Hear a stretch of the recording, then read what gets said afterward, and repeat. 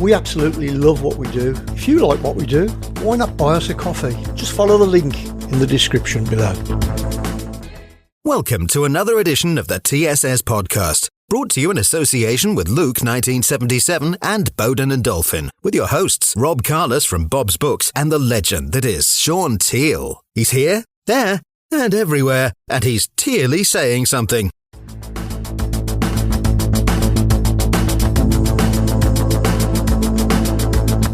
Hello and welcome to this week's edition of the TSS Podcast. It is our third one of the season, so we're rocking and rolling for the 25-26 one. It is, of course, abbreviated to the Tealey Saying Something podcast, and that is me, myself and I, and the excellent legend that is Shaun Teal. Shaun, how are you? Very well, thank you. How are you, Rob? Well, I'm not as good as you, and obviously this might be on YouTube at some point. But for our avid listeners out there, Shaun is topless, and I've just said to him that reminds me I've got to go and get some corned beef and some milk straight after the game. So he's been on one of his, I presume it's one of your free holidays off your brother-in-law again. You got it. Yeah, that is the third one this season, or the third one this calendar year, I should say. And he's just nodding there. Chris, what are we going to do with him? Chris Browne, our producer, what are we going to do with him? What are we going to do with him? What can you do with him? Look at the state of him. Look at the state of him. That's exactly what we said when he came on the pitch at Villa Park in his first game. Look at the state of this one. After we said, who? But we soon got to know you, Shaun, and you know we love you. Cool. Right, let's start then before we announce our special guest. Let's just make a start on some updates on our beloved AVFC. It's not going well again, Shaun. Last time we spoke was just after the Crystal Palace game, where we got trounced 3-0 at home. And I had a text off one of my Crystal Palace mates, I should say, and his opening gambit was, can we play you every week? So, a bit of a bogey team for us. It hasn't got much better, Mr. Teal. Explain why. No, not particularly. I mean, obviously we went to the new Everton Stadium at the weekend, and what was an incredibly boring game, to be quite honest. Me and the brother-in-law, who happens to be a Blues fan, we sat there, we watched it, up the Blues, and then we gave up with it because it was garbage. So, no, it wasn't a great game. We, we never got going. We don't seem to have anything going forward. We don't seem to be a threat. And in fact, Everton were a bigger threat than we were. But, I suppose 0-0 away from home, clean sheet, defended well, to be honest. I suppose you'd take it on a normal run of games. You'd go, if you're away every other week, you'd take a point every other week away from home and win your home games. Yeah, I was paying in particular attention to Jack Grealish when I was watching it. He looked like he was back to the old. I know a lot. He's divided Villa fans. I firmly sit in the I love him camp. And I appreciate what he did for us when he was a player. And obviously he was there since he was 6 years old. But you know what? He looked like he was really up for it, especially in that first half, and was their main playmaker, getting down the wings, and he was giving Catty Mash. I was going to say. Catty Mash. Matty Cash. To be honest, I actually thought Matty dealt with him fairly well. What about Catty Mash? Catty did quite well as well. I think, Jack has been sort of on fire and looks like he's back to his old self. I mean, I watched the previous two games where he created 4 goals in 2 games, and, he played really, really well. And they're not a bad side, Everton. They'll upset a lot of people, especially at home this season. So, I like watching Jack. I think he's exciting when he's in that kind of a mood and he wants to take people on and he wants to do something that's not quite the ordinary. That was Jack at Villa a few years back, and that's what I like to see. Yeah, and he was getting stuck in and moaning and going down very quickly as he did at Villa Park. But I really noticed that when they were attacking, especially in the first half, he had 4 or 5 Villa players around him.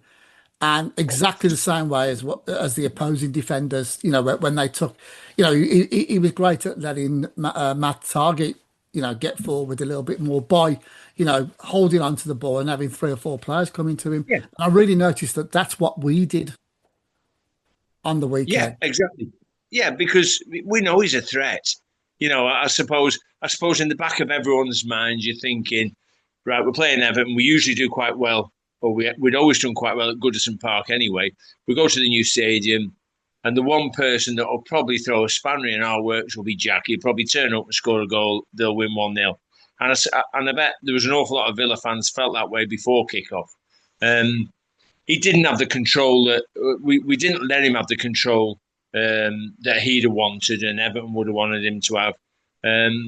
But they were still a threat from the first minute to the last minute. They were a threat. But you look at the stats, and the stats, apart from our shooting stats, you look at all the other stats, possession and that, and our stats were pretty good as far as us and Everton go. So I think at the time someone said after the game, it's a point, it's something to build on. And then of course we go to Brentford midweek in the cup, and he sort of obliterates that team and plays a whole different team. And you But it was a strong team though, Sean. It was a strong team that he played, I thought. Listen, they're all seasoned professionals. The only kid that ended up playing was the lad that came on second half, wide right. Who's played, and he went to America and played a few games in America with us, and played a few pre-season games. So yeah, it's an experienced side, and we go 1-0 up, very, without really controlling the game, and we don't. That's the biggest problem for me. We don't look in control at the moment. We look like we could get a breakaway against us at any minute in any game. It's just the way we're playing at the moment, and we're not creating enough chances. Quite simply, we are not creating enough chances. Did you know what to do when Harvey Elliott scored the goal? Because I was straight on to www.howtoselebrateagoal.co.uk because I completely forgot how to do it. I sort of sat there laughing the way it went in, because obviously I felt sorry for the keeper in a sense. And I did. Was it an own goal? I mean, if you could be pedantic about it. No, because it's. I think the rule for an own goal is if it's on target when it's struck and it goes in via somebody else's aperture, then it counts for you. If it's going wide and it's a defender on the shin and goes into the goal, then it's an own goal. Yeah. What did you think of the penalty shootout that we had? As soon as it went to the referee blowing for those penalties, I never ever felt confident. How did you feel about it? No, to be honest, neither did I. And yeah, penalty shootouts. I've been in a few. You can't afford, if you go in first, you can't afford to miss the first one. Yeah, because otherwise you're chasing your tail straight away, and that's what happened. McGinn missed the first one, poor penalty, and then the only other one we missed really was Matty Cash's, which I didn't think was that bad a strike, but the keeper made a decent save. But it was one of those written in the stars, wasn't it? The keeper has an absolute nightmare. Ball goes through his legs, we end up 1-0. We make all the changes and bring all that Watkins and Rodgers and all that lot on. We can't break them down. We didn't look like really breaking them down. It goes to penalties, and then the keeper makes 2 saves that win it for them. And how many times has that happened? Yeah, absolutely. Yeah, he just looked primed to save a couple of penalties, especially after the first one that was missed there. Morgan Rogers, you just mentioned him there, right? I did the book launch for Martin Granger last weekend. I may have mentioned that I've got a book out from last week, but I'll keep that quiet. Okay, it's like my charity work. I don't like to talk about it. And I was talking to Tom Ross, and we were talking about Morgan Rogers, and I said to him, "What do you think's going on with him at the moment?" And he said he's believing in himself too much. Right? Is that a fair point, Sean? Has he believed his own hype at this moment in time, or is he purely going through a bad patch? And if he's going through a bad patch, let's be brutally honest, apart from the Champions League games, he didn't have the great last half of the season where he was very inconsistent and wasn't on the ball. No, what's your view on it? And to be honest, yes, I'd agree with Tom to a certain point. And again, Villa fans have been on social media all last week about, how can he play so well for England yet be so poor for Villa? For me, it's decision making. I think for whatever reason, his decision making over the last 6 months maybe has just been wrong. He's trying to run with the ball when it's not there to run with. He's trying to pass the ball when it's not there to pass. So, it's an imbalance where he's getting the ball. He did it the other night. He came on, he made some great turns, got away from players, but then chose the wrong option. And football's all about options. And he's struggling for form. There's no two ways about it. He's struggling for form at the moment. And for me, at this point in the season, 4 games, we can't afford to carry anybody if they're not playing well. And for me, put him on the bench for a few weeks. Have you been on social media at all this week since the Brentford defeat? But it was fairly quiet to start with. It was fairly quiet, so I didn't really see too much. And I have been going on and off bit by bit. So I'm on holiday, but I'm always on looking around and seeing who's saying what's saying who. And I think there's a lot of Villa fans. I mean, there's a lot of Villa fans had a right go at Matty Cash again, and I really don't see that. I don't see that he's done much wrong at this time in the season.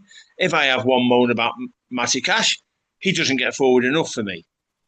He's great at getting forward, but he gets to that 30 yards from their touchline, and he turns back and comes back 20 yards. And I'd like to see Matty Cash do what Matty Cash did when he first came to the club, and that's take the fullback on, get the ball in the box. We need crosses in the box. Pre-season, how many headers did Ollie Watkins score pre-season? Because the ball went in the box. All of a sudden now, we won't bother playing that ball in the box anymore. We'll just go back and back and back. And Ollie Watkins, to be honest, can't get a kick of the ball in most games. He's like a passenger because the ball never goes up to him. Well, it's like what Andy Gray said on our previous show. Our goalkeeper and our defenders have more of the ball in the midfield than the attackers. So I'm struggling to find out why football is better these days when that happens. But maybe that's us, that's an age thing for us where we wanted the ball played up to our attackers all the time, and that has changed a lot. I thought Amy played ever so well against Everton. I was glad to see him have a great game. Yeah. I think an awful lot of fans think to a point that he owes us one after what went on, after all the hullabaloo about, going to United, not going to United. Did it? Was it in his hands ever? Did it? What was said to have happened, him negotiating, did it ever happen? Nobody knows, and nobody will probably ever find out. Correct. But he obviously went to Argentina, cleared his head, came back, and to be fair, but for probably at least one save at Everton, we'd have got beat 1-0. I agree. So fair play to him. Right, before we move on from our illustrious team, the reason why I cite the social media this week is it started Unai must go brigade, right? I'm a placid person, but when I see that, I just want to put my hand through all the cable channels and shake people for even attempting to think that. It's absolutely ridiculous. People are saying that if we lose to Sunderland, then he'll walk and all that kind of stuff. I think as a fan, and I'll ask our guest this in a minute, and we'll ask Browne this question as well. But do you accept, because I do as a fan, you have to accept 3 outcomes in football. And I know it's captain obvious and all that kind of stuff, but you either win a game, you draw a game, or you lose a game. And you've got to accept that's going to happen. So for me, we're going through a bad patch at this moment in time, and that will pick up, right? So there's no trigger happy, Unai must go kind of thing. Do you accept that as somebody who played the game at the highest level as well? Or have you just got win in your head? And maybe it's a thing that I've got older and I accept that these results aren't going to happen. Maybe it is. But what's it like as a footballer? Well, as a footballer, you in your head you think we can win every game, but invariably in your heart, you know you can't win every game. It's just not going to happen. You know, you're gonna go to wherever, to Anfield, to the Emirates, to wherever, and you're gonna have a really tough time. And you know, you hear a lot of pundits saying now it's fine margins between win and lose, or draw and win, or draw and lose. And it is, you know, one slip can cost you. The Premier League is so full of talent now that one slip by a defender could cost you the one goal and you lose a game 1-0. You know, and it's that simple. Or one bad miss, one poor miss could cost you the win and you end up with the draw because you don't score that goal. We're just in a position, and people have got to remember, we're 4 games in, for goodness sake. We're not 24 games in. We're 4 games in. It's early days. You know, people always used to talk about, you know, you don't look at the Prem table till 5 games have gone. All right, well, we're not up to 5 games yet. And with there being so many good sides in there now, and even the promoted sides have done okay. Sunderland have done well. Leeds have done okay. Burnley have done sort of okay. I mean, really, they should have got something out of the game against Liverpool at the weekend. It was, you know, but, you know, these Super Six that get all the decisions, we can see why now, can't we? So, anyway, we won't go into that. That's a different show. Yeah, let's stop being catty on that one. Let's go.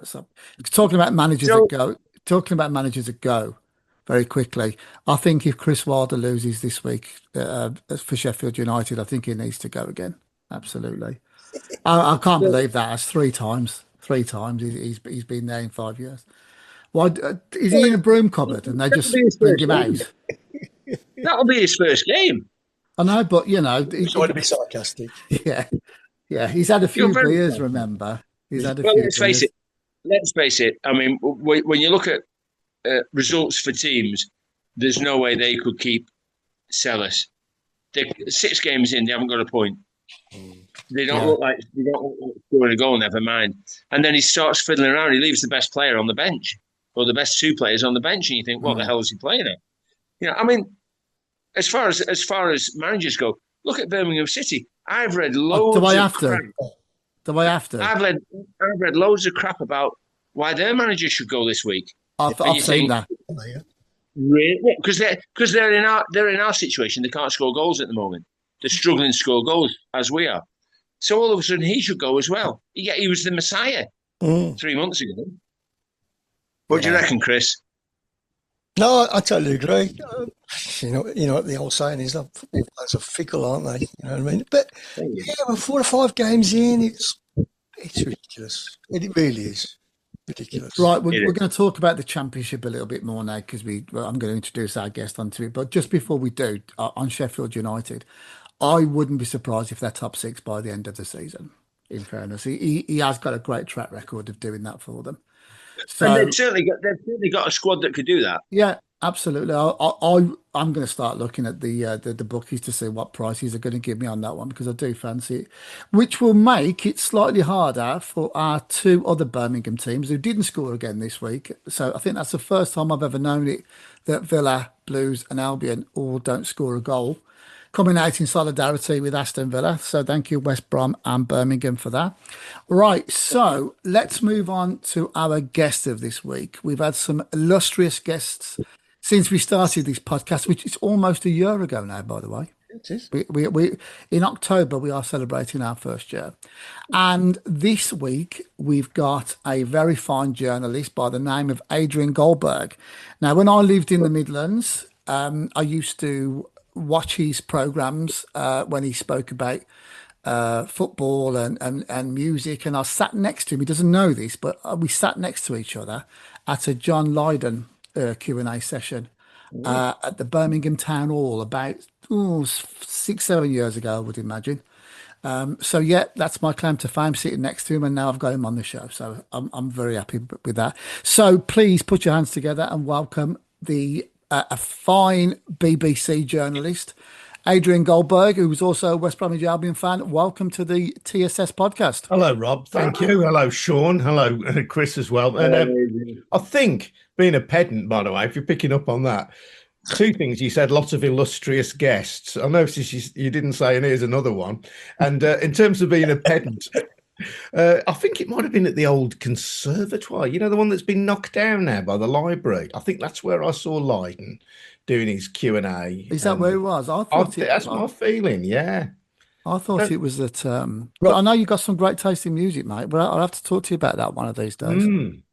As we are of the same age group. Chris and Shaun are well older than us. Well older. Well, I'll try and stay abreast of new things as well. I'll do a show on Brum Radio, which I try and feature a lot of new music on as well. And I promote a few gigs and definitely try and stay in touch. I mean, being an old fart, it's difficult. But I've got a 10-year-old daughter, which helps, actually. So my Radio 4 Today programme habit is rudely interrupted at 7:45 every morning when we have to switch over for the bong competition on Capital. So I'm well up with Miss Sabrina Carpenter's and me Taylor Swift's. I'll take it back. He is illustrious. He's doing shows on Radio 4. He is older than I thought. Well, I do documentaries as a freelance on Radio 4, but I don't. The Today programme I just listen to as a listener. I've never quite been that illustrious, but I do programmes for File on 4 Investigates on Radio 4, and but I also do other stuff. I make a podcast for the Byline Times and do a podcast called Where's the Money Gone, which he said shamelessly. That is a shameless plug. That is also the name of my book, Where's the Money Gone? The Battle for the Soul of English Football. We can talk about that if you like, but we don't have to. I don't really mind. I'm happy to chew the cud about whatever you want to talk about. How could we not say yes after that little bit? That was shameless times 100 plug-in on that one. Yeah, let's talk about your book. Give us the full title of it. Where's the money? Where's the Money Gone? The Battle for the Soul of English Football. And you can order it through Byline Books or ask at your local bookshop. That's the last plug I'll give for the title. The great thing for this podcast is that it encompasses events at Villa Park, St Andrews for your producer Chris, and at the Hawthorns for me. So it started, I did a football fanzine. Older listeners may remember a fanzine called Off the Ball, which came about in the mid to late 80s. And although I'm a Baggies fan, I was concerned about the state of football, and obviously there's a lot of match day violence around at that time. What years are we talking there? The first Off the Ball was in late 85. Okay, or the dark year. The year of the three Bs, Bradford, Brussels and Birmingham. Yeah. Because a lad sadly died at St Andrews, you may remember, attending his first ever game when Blues and Leeds fans rioted. Yep. There was Bradford, the Valley Parade, fire, and Brussels, which of course was the Heysel disaster. And kind of as a response partly to that, but then also as a response to the response to that, me and my mate Steve Beauchamp, who has sadly passed away, he was a big blues fan, he was later involved in the Tired and Weary fanzine. We said the way football's been reported, the way we as fans are kind of always depicted as knuckleheads and morons and thick skinheads, that's got to change. So although there was a lot wrong with football violence and so on, we also said there's got to be a different way of reporting on football, taking some of the administrators to task. Valley Parade happened, the Bradford fire, that wasn't hooliganism. That happened because a ground had been poorly maintained and the exit gates had been locked. And that was in a stadium, in a stand that had been condemned. How does that happen? So there were issues about how football was run. And really then, from then on, as much as I can in my various kind of outlets during my career, and for 10 years I hosted a show called 5 Live Investigates on 5 Live.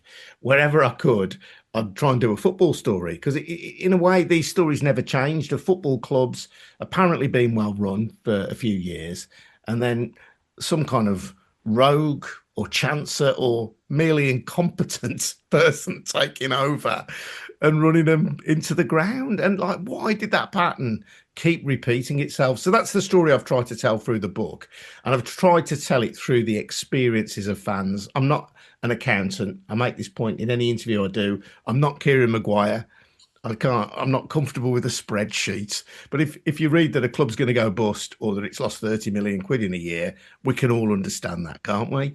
Yeah. And so I just wanted to follow the story through the eyes of fans of why football, even though it's richer now than it has ever been, seems to have had over the last few years more clubs in financial peril than ever before. So there's a big chapter on Villa, the Tony Shah years, with my good friend Carl Chin, who plays a big part in that. And we speak to Keith Wyness about that. And you may remember there was a big Al Jazeera investigation into a guy called Chris Samuelson. Yes. He was the fixer who got Tony Shah to take over Villa. And he kind of admits in this Al Jazeera investigation that he didn't really believe that Tony Shah had the money to buy Villa.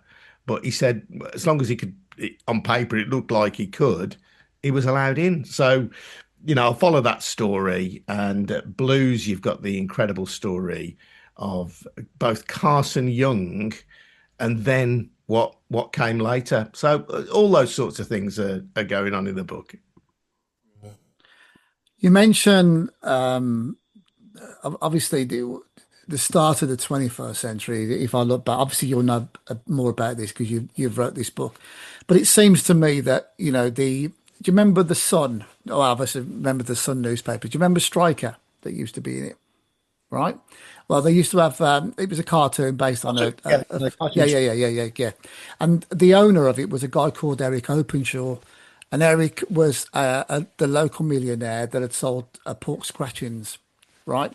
So I often think back, if you go into the latter part of the 20th century, we had a lot of owners that were like that. And then the 21st century comes along and Chelsea are bought out, and, Manchester United are bought out, and the Americans and the Russians come in. And then towards the end of the noughties, the Chinese start to come in as well. So that affected, if I'm right, did that affect Birmingham, Villa and West Brom having China? Well, yes, it did. I mean, I suppose, you got the creation of the Premier League. I mean, Sean may have a very different view on this as a player. But, obviously the Premier League's brought a lot of glamour to English football and some of the best players in the world and so on. But, I think the Premier League was a kind of theft, really. I think it destroyed the solidarity of the Football League. I reckon the creation of the Premier League was a kind of theft from the rest of football, because suddenly these owners could see what was coming down the track, which was satellite television, pay TV and so on. And the owners of some clubs said, I tell you what, we don't really want to be sharing that 92 ways. We want to be sharing that just amongst the top half dozen clubs. They obviously needed a few others to join in so that they could create a competitive league. But really, that was the moment when English football, for me, went down the wrong track. That's maybe have a whole programme, a discussion about that. But from then on, I think English football becomes obsessed with money. And you've also got these political forces saying, let's welcome in, the country's bust. Let's welcome money in from wherever we can get it from. And the first wave of that is Abramovich. Then you've got, in more recent times, and with, I think, and I discussed this in the book, with the connivance of the government, you get the hugely repressive state of Saudi Arabia getting involved in Newcastle United. You've got the very repressive United Arab Emirates and Abu Dhabi getting involved in Manchester City. And there seems to be no off switch for the Premier League, no off switch for the British government in terms of where money might come from. As long as it's money, it's viewed as good money. And as part of that, then our clubs in the West Midlands get caught up in HS2. HS2 becomes a real magnet for Chinese companies. They see the potential infrastructure. China's mad on investing in foreign infrastructure.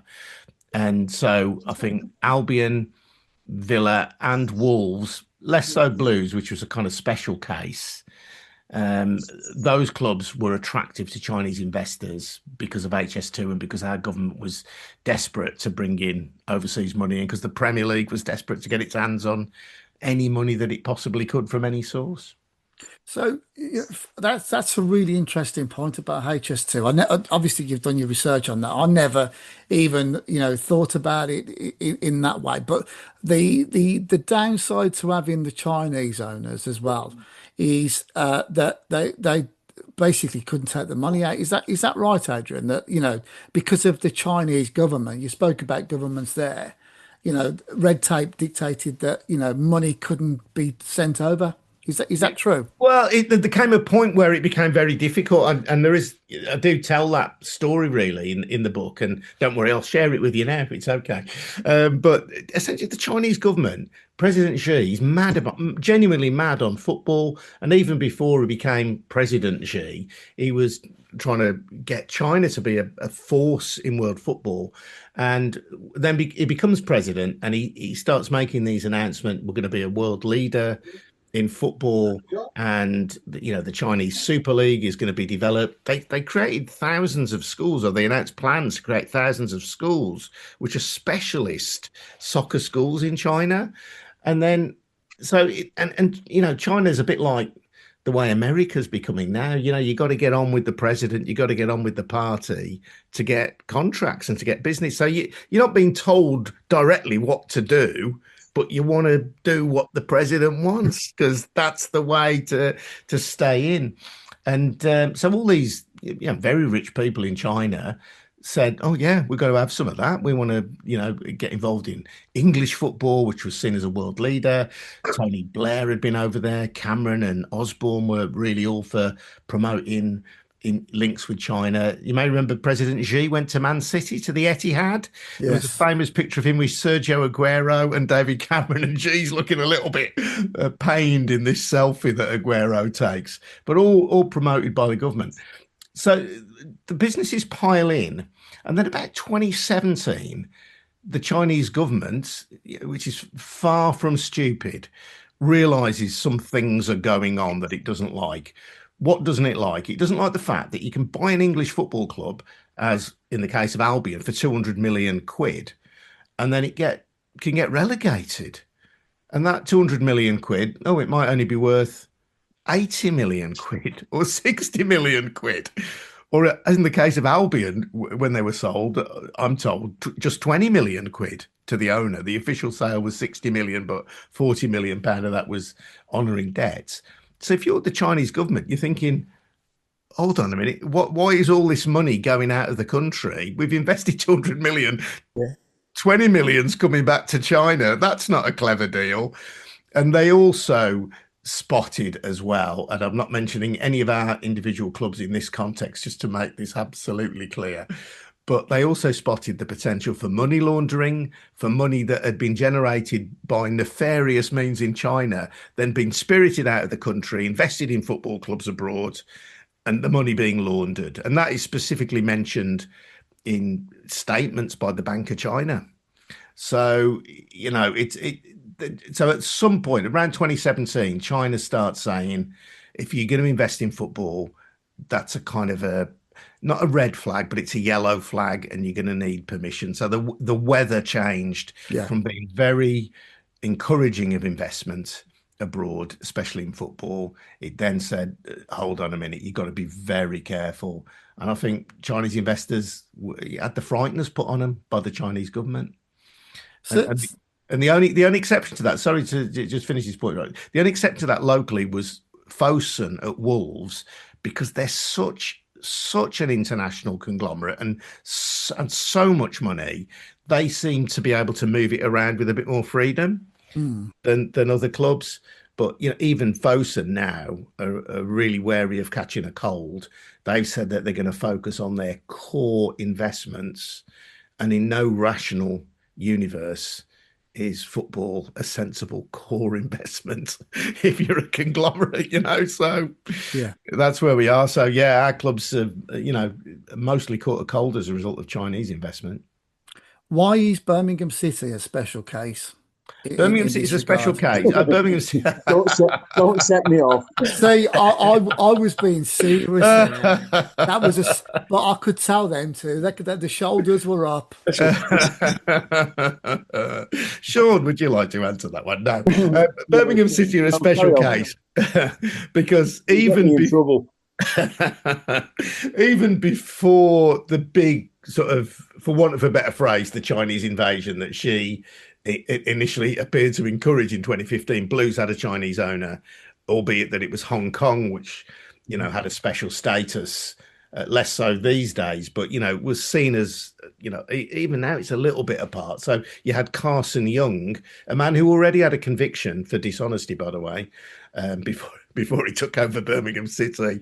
No barrier to his ownership, because the Premier League said what he did, which was something about declaring shares on the Hong Kong Stock Exchange. He hadn't declared them properly. They said that wouldn't be a crime in the UK, but it was. He had broke the rules in Hong Kong. So Carson Young was allowed to take over Blues, and of course he was convicted of money laundering. And I mean, by then, when he was convicted, Blues fell into the Championship, and he sold a lot of his shares, but he still kept 12%. And there's a brilliant Blues blogger who I'm sure you'll have heard of, Chris, called Daniel Ivory. Oh, yes, yeah. And Daniel did some incredible detective work. And Carson Young had 12% of the shares in Blues, but was still running the club from behind his prison bars. And various friends, family members, business associates were installed in positions of power at St Andrews. So Blues are a special case because their Chinese ownership kind of predated the big Chinese rush to own English football clubs.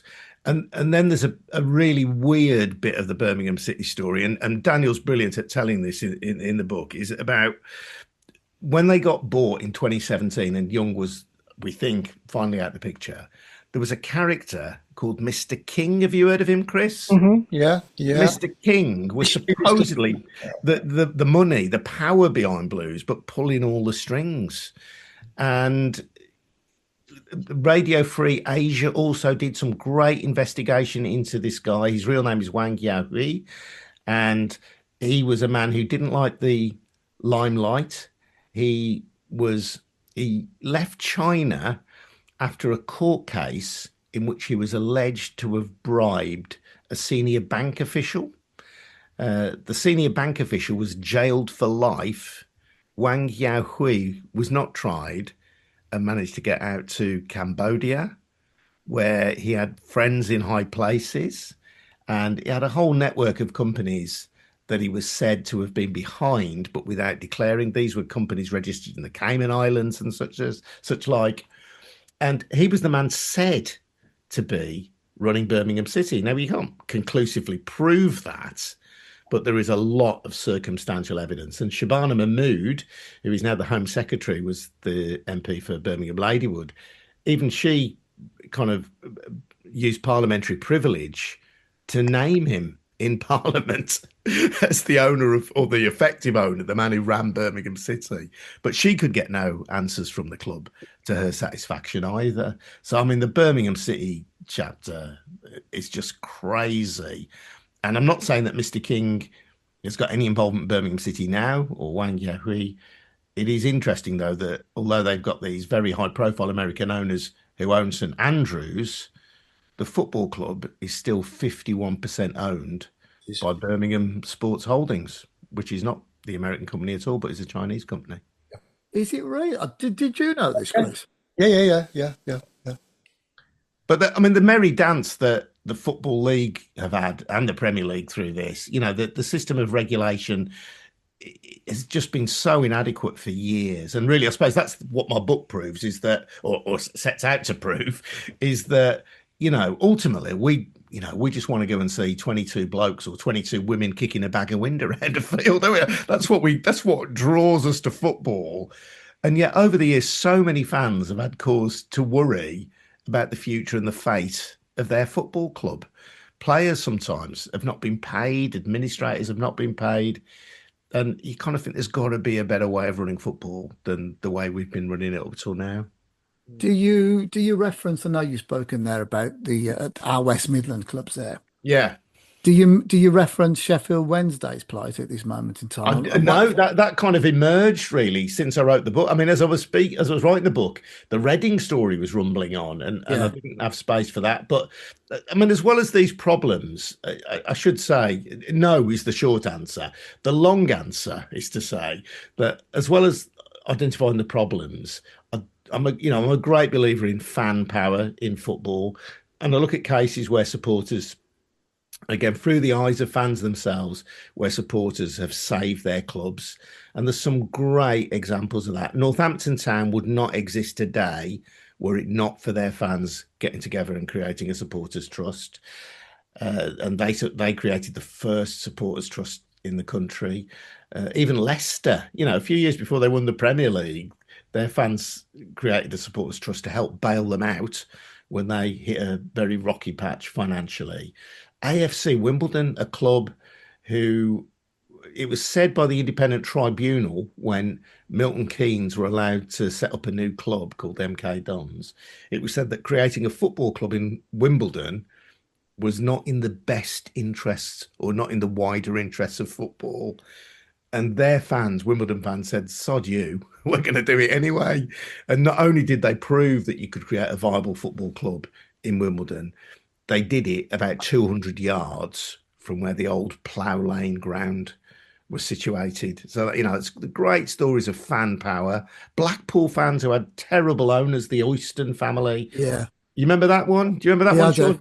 When they got to the Premier League, the money that the club got from the Premier League was used by the Oystons to pay off their company debts. Yeah. Incredible. But the fans are amazing. Go on, Sean, sorry. All the Oystons did, if you spoke out against Blackpool, you were banned. That was it. That was it. You never came back into Bloomfield Road again. They banned so many fans at the time. It got ridiculous. But you're right. I mean, at the end of the day, it was fan power that got the Oystons out, that forced their hand, really. And of course, they did some underhand things anyway and got caught out a few times, wheeling and dealing in things they shouldn't have been, and it all came down on them massively in the end. And Blackpool's a totally different club now to what it was then. Not that I go very often because I'm not a fan of Blackpool as a place, never mind as a football club. But I've got a lot of friends that played for Blackpool earlier on, either before or while the Oystons were there. So I sort of know quite a bit of what went on in the club. Yeah, the fan story though is amazing because normally as fans, like we did at the Albion, you shine a light, you hold up placards, you shout against the owner. Blackpool did the thing, and I remember this is just a beautiful line. I interviewed this guy called Tony Wilkinson, and we're sitting in a cafe in Blackpool on a blustery April day. It felt like November, but it was April, and over ham, egg, and chips, and Tony's there telling me this story, and he said, "Oh yeah, my dad made the ultimate sacrifice." And I'm thinking, blimey, what did he do? Did he jump in front of a flying bullet and catch it to save someone's life? No. His dad stopped going to Blackpool. That was the ultimate sacrifice. But you know what? When Albion were having their problems, I just floated the idea of, if our then owner, Guatran Lai, had taken more money out of the club, I said, how about it? Maybe we follow what the Blackpool fans did and have an organised boycott of the club, because clearly nothing will change. And I got absolutely howled down for that. It really is an absolute taboo for football fans to boycott their club. But Blackpool did it, and it was, hugely successful boycott. And I think as a fan group, they stand apart with, I think, with real pride, because they never stopped following the club. They turned up every week. They had stalls outside the ground telling the away fans not to buy any food and drink or merch inside the stadium, and said, we're still here. We still love Blackpool Football Club. We're just not going to put any more into your pockets. And is that what has gone on recently at Morecambe as well, just down the road? Is that the same kind of ethos that has it been the fans that have done it at Morecambe, or are they just had new owners come in that? I think Morecambe. Again, I did an interview recently with a woman called Tanya Ellsworth, who runs the or did run the Shrimp Supporters Trust until recently. And the story I got from Tanya was that essentially, and in other reading around it as well, essentially that Morecambe had spent more money than they were earning. Now, I got criticised for that because people said that's a bit too simplistic, and it may well have been too simplistic. But, ultimately, there are a lot of football clubs who spend money that they haven't got. And I'm not a fan of that. And when clubs get into trouble, they then kind of appeal for a new owner, a sugar daddy owner. And I don't know what Shaun thinks as a pro. I think there's enough money in football for clubs to run successfully and to pay very good wages to players without clubs having to run in deficit. Probably in the lower divisions, players would earn a fair bit less than they do at the moment. At the top level, you'd still have millionaires in the Premier League. But just say that's it. You can't run at a loss. That's the deal for me. What about that, Shaun? You'd be surprised if these clubs we were talking about, your Morecambes and this that. If you looked at their players' basic wage per week, you'd be amazed actually what they are earning. You'd be scared stiff, thinking, how can a club like, and we'll say Morecambe just for instance, how can they pay their players that kind of money, yet they can't run the club properly? How can it happen? And that's what happened basically. The players were on good contracts. Derek. I know Derek. I played with Derek Adams at Motherwell. Derek was on a good contract. He'd gone back there to get them out the trouble they were in and kept them up. He was the head coach at the time. Yeah, Derek. Yeah. Yeah, but they were on good money. But then all of a sudden, the money disappeared. They couldn't afford to pay anybody. So and as soon as that starts, then it all starts falling down because players' contracts are so tight now that if they don't get paid for so many months on the run, they're entitled to walk away. They can just walk away from the contract as free agents and join whoever they want. It's happened at Sheffield Wednesday this season. Yeah. The lad Smith that left, the forward, he walked out because they hadn't paid him, and the centre forward, can't think of his name. His dad played as well. You're right. I mean, and some people, Shaun, reckon that was part of Chansiri's strategy, was that some of the high earners, if they weren't paid, they'd walk out. From his point of view, that reduces his wage bill. It's if you're looking just to kind of cut your losses and kind of keep the ship afloat, that's something that you might do. But I mean, I think that underlies it, isn't it? And I mean, again, part of the story of the book really is that these things have always been there in football, and football clubs have always overspent in the rush to be more successful. But I think it's been intensified by the creation of the Premier League, and it's intensified by not just the creation of the Premier League, but then also by parachute payments, which utterly distort the Championship. Clubs then have to try and compete, or want to try and compete, with the clubs who've come down, but who have parachute payments. And that kind of creates this mad spiral of chasing money. I did an interview the other week with a guy called Liam Scully, CEO of Lincoln City. And Liam Scully said they try and run Lincoln in a sustainable way. But then he said, nobody stands on the terraces and sings saying, we are the most sustainable football club in the league. It's like, no, you don't. He said, fans go to football to see their team win games. And he said that at Lincoln, even though they try and run it as a sustainable club, their definition of that is that somebody has to write them a check for £3.5 million every year. Wow. That's just crazy. Shooting back to the Morecambe story, you see, the problem with the way Morecambe's been run and the way it's got to the point it is now, where obviously they've got new owners, but because of all the hindrance and because of what had gone on, it so destabilised the club that they ended up with a handful of first-team players when they kicked the season off. So. And they were also 4 games behind from the start because they weren't allowed to play. They were banned by the National League from playing until all the problems were sorted. So they're in this destable thing now. So they're playing catch up. And you know yourself, if you're 3 or 4 games behind them and others have got points on the board and you haven't, it's the hardest thing in the world to try and scrounge them points back to get on level terms. Morecambe will have a really difficult season this year and be lucky if they survive, to be honest. Yeah, but the fans won't mind that so much as long as they've got a football club, and that's the reality of where they are and where they've been. But so many clubs have been through this, and even now, we've got the regulator coming, and I'm hopeful about the regulator. But you look at regulation in other industries. Would you go swimming down your local river? Even though we have a regulated water industry, not with your mouth open, you wouldn't, would you? So, you've got to be, regulation doesn't always work. I welcome it because I think truly the FA and the EFL have been AWOL for the last 40 years, really, in terms of regulating the game. And it's on them. But, here we are. Let's hope the regulator can do a decent job. Well, we've only got a couple of minutes left on this, and it's been absolutely fascinating listening to these stories. And Tealey, it's great to see that you've got some insight as well, living where you live and all that kind of stuff. Where does the book offer some kind of epilogue in terms of where it's going to go?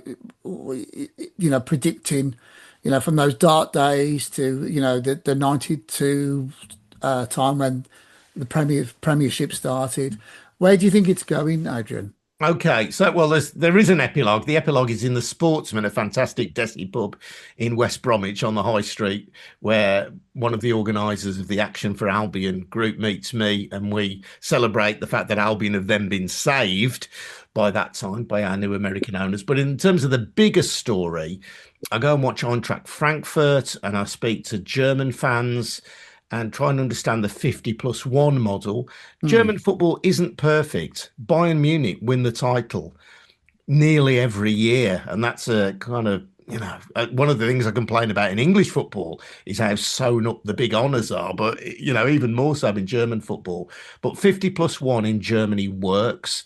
And their fans say that they would sooner have the fan culture that German football has, the passion, the noise, and the sense of ownership and belonging that gives them, rather than having sugar daddy owners. German football isn't run on some kind of communist ideal. They still have loads of big money signings, and they have lots of big companies involved, but every football club is effectively 51% owned by the fans. So if there's stuff going on they don't like, they can say, we don't like it and we want to stop it. And just to finish, just one very brief example.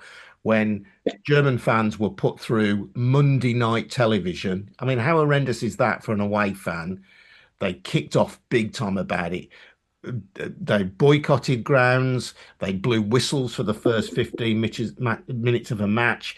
And they were absolutely coordinated in their opposition to Monday Night Football. And Monday Night Football, because it's so rubbish for away fans, was scrapped in Germany.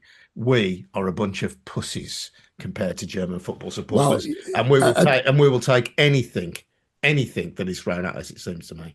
Bournemouth versus Newcastle on a Monday night. That's a great example, isn't it? Of how the fans are, are overlooked, and that has always been the case. Adrian, it's been absolutely fascinating speaking about the soul of football and where the money's gone. Just again, because you did it so well in that first segment, you've got about 30 seconds, and I am counting. Tell us where we can get your book from. You're all right. You've got about a minute then, Adrian. The book is Where's the Money Gone? The Battle for the Soul of English Football. You can order it via Byline Books. Fantastic. We're going to have you on again, Adrian, because I quite fancy going more into this 51 rule and happy to do that, well. Mate. Yeah. Guys, do you agree that's a good one for us in the future? I've got one question, Adrian. Can you play that piano? Nobody can. It looks good though, doesn't it? It looks brilliant. Don't shoot him. He's only the piano player. Hey. Chris, I've got a question for you, Chris. Chris, I've got a question for you. Okay. Can you turn that kettle on? That note, put your shirt on, Shaun. Yes, yeah, absolutely. Do not put this on YouTube this week. Please don't. Right, okay then, guys. Our hour is up. It's been a fascinating show. We're back in 2 weeks. Chris, when does this show go out? I believe it's Monday the 22nd. I'm going to work on it tonight because I'm away next week, but I'll get it out for Monday. And where are you going? Blackpool again? Almeria, it's not a freebie. Well, nobody has a freebie except Shaun Teal. It's going to cool down a bit next week, by the way, Chris. Just yeah, let you know. He would say that week. to you. Right. To be fair, it's been 31 every day we've been here, and we've been here 2 weeks now. So that's how good the weather is over here. I'll tell you what, his brother-in-law is now in there looking and going, I wish he'd just off. Yeah, exactly. Right, okay then, guys. Show goes out on the 22nd. Adrian, we're going to have you back. We are going to have you back, and you are illustrious. Okay, maybe not the team you support, but hey, you can't win everything. Gents, it's been a great show. Speak to you soon. Cheers, Ed. Cheers, guys. Cheers, everyone. Up the Villa.